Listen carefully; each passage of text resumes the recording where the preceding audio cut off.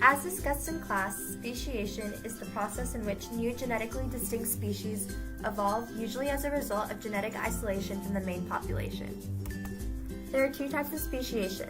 The first is allopatric speciation, which is speciation that occurs when biological populations of the same species become isolated from each other to an extent that prevents or interferes with genetic interchange.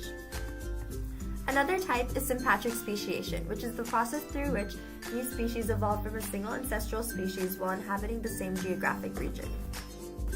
There are several factors that play into speciation, including gene flow, predator-prey dynamics, reproductive barriers, and hybridization.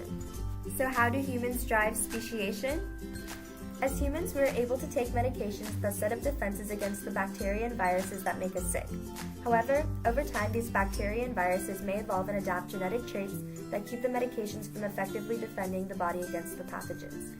The antibiotic loses its ability to effectively control or kill bacterial growth and becomes resistant.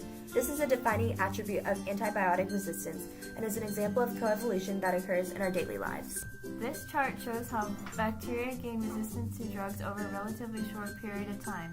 This is because of bacteria's quick reproductive rates. The bacteria that has a mutation to resist the antibiotic has a greater chance of survival and therefore pass on the mutation.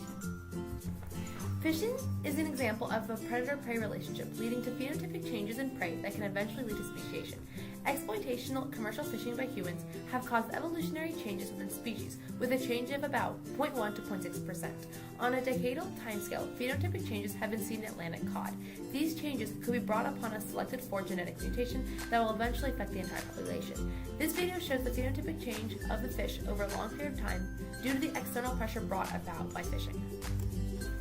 Gene flow is when genes or alleles are transferred from one population to another.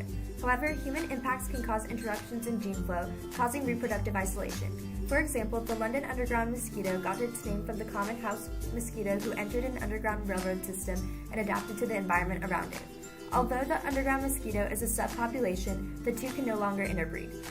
These species are now reproductively isolated due to a geographic barrier. This is an example of sympatric speciation. As you can see in the figure, there are two main populations of mosquitoes. In the middle of the graph, there is a group of surface mosquitoes, and on the right, the group of underground mosquitoes. There is an evident space between the groups, suggesting a geographic barrier that prevents gene flow and leads to speciation. For ages, humans have been transporting plants to different habitats, whether intentionally or not. Sometimes these plants are able to survive in their new environment. If an invasive plant is compatible with a native plant, these plants can sometimes end up fertilizing one or the other, and the result is a hybrid plant that contains traits from both parent plants. Through relocation and hybridization, more new plant species have appeared in Europe than are documented to have gone extinct over the last 3 centuries. This graph shows the 5 major extinctions in Earth's history.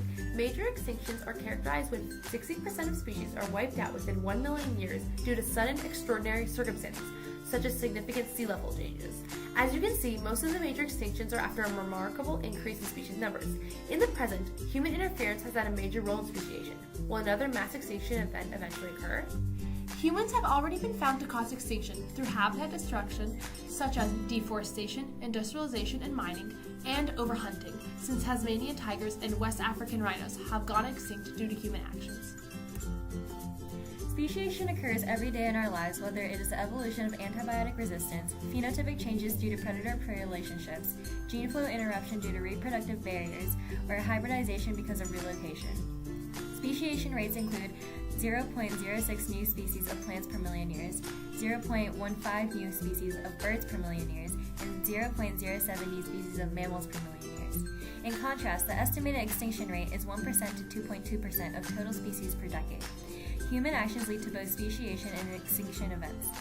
Both species and extinction rates must be considered in order to develop a better understanding of human impact on global diversity.